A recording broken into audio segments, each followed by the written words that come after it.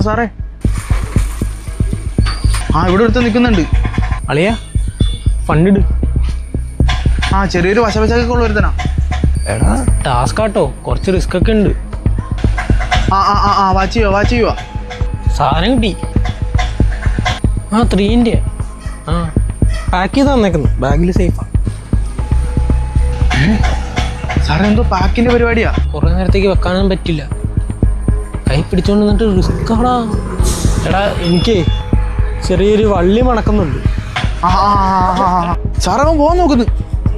പിടിക്കാം.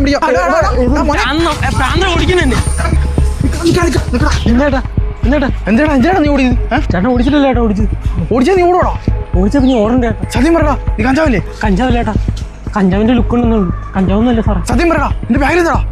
ബാഗിൽ മീനാ സാറേ. മീനാ? തുറക്കടാ. ബാഗ് തുറക്കടാ. എന്താ മീനാ?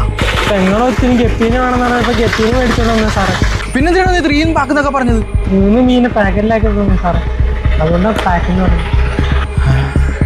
ചേട്ടാ പൊക്കോട്ടെ ചേട്ടാ, ഇല്ലെങ്കിൽ ഈ മീൻ ചത്തു.